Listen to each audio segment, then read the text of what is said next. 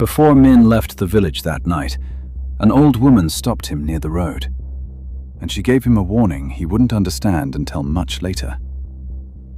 If you see lanterns in the fields after midnight, don't follow them, no matter who calls your name.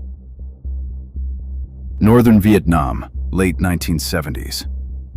Long before highways and electric lights reached the countryside, most villages were connected only by narrow dirt roads cutting through endless rice fields. And after dark, those roads became very quiet. Too quiet. People there believed certain places changed after midnight. Roads shifted.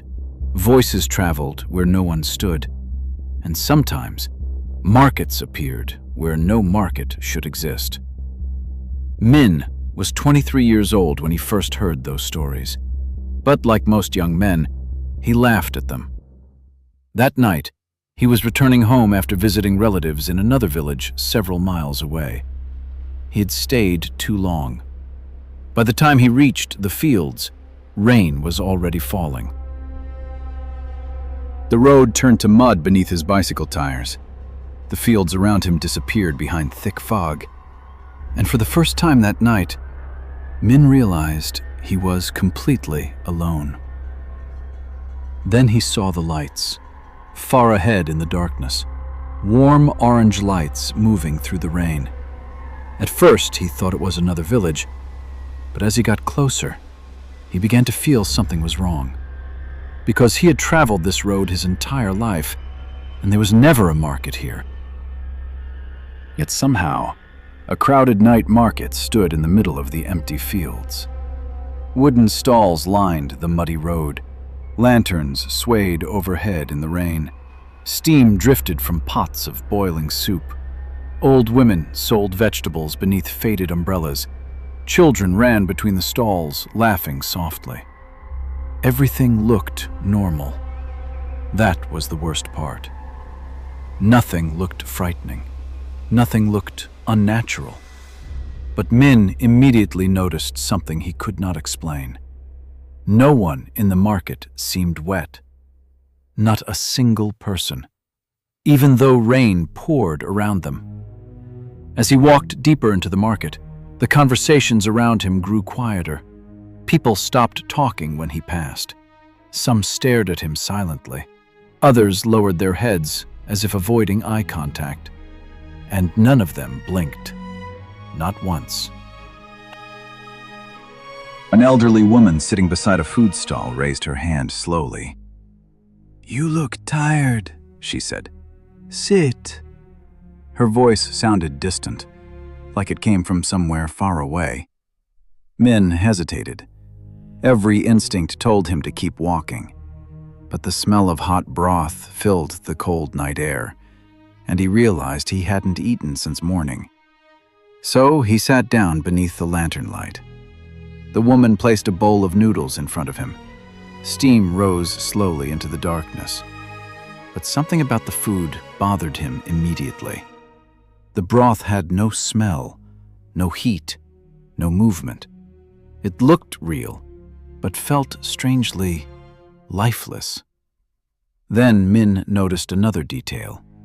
The market had become completely silent.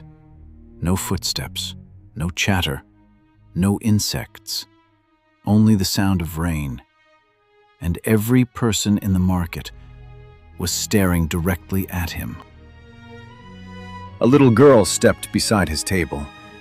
She wore old clothing darkened by age and mud. Her eyes never left Minh's face. For several seconds, she said nothing. Then quietly, she asked, "Why are you here?" Minh forced a nervous smile. "I'm trying to get home." The girl tilted her head slightly, and what she said next would haunt him for the rest of his life. "But you're still alive." The lanterns above him stopped moving. The rain suddenly sounded far away. And slowly, every person in the market turned toward him at the exact same time. Not one after another, all together, like a single body, watching him, without blinking, without speaking. Then the old woman behind the stall whispered, "You need to leave before the lights go out." The lantern flames began flickering wildly. One by one, the lights started dying across the market. Darkness swallowed the stalls in pieces, and as the final lanterns faded, Minh began hearing voices in the dark, whispering his name from every direction, closer each second. He grabbed his bicycle and ran. Mud splashed beneath his feet as he stumbled blindly through the rain. Behind him, the sounds of the market returned, but now they sounded wrong, distorted, like hundreds of voices speaking underwater. Then came the laughter. Children laughing somewhere inside the fog. And then, nothing. Minh reached the next village just before sunrise. Exhausted, covered in mud, barely able to speak. The villagers listened quietly as he described the market, the lanterns, the little girl, the old woman. And when he finished, nobody said anything for a long time. Until finally, one elderly man looked at him and asked, "Did you eat anything there?" Minh nodded slowly. The old man's expression changed immediately. He explained that decades earlier, a night market once stood beside those same fields. But during the war, a fire broke out after midnight. The flames spread too quickly. Dozens of people died before they could escape. Entire families burned alive. Afterward, travelers began reporting strange lights appearing in the fields during heavy rain. Some heard music, others heard voices calling from the dark, and a few claimed they found a market that disappeared by morning. Minh never traveled that road again. But years later, during storms late at night, he claimed he could still smell incense drifting through the rain. And sometimes, when he woke before dawn, he found muddy footprints outside his door. Small footprints, like a child had been standing there all night, waiting for him to come back. To the ghost market. If you enjoy dark folklore, haunted history, and unsettling stories from old Vietnam, subscribe to the channel and join us again for the next story, Waiting in the Dark.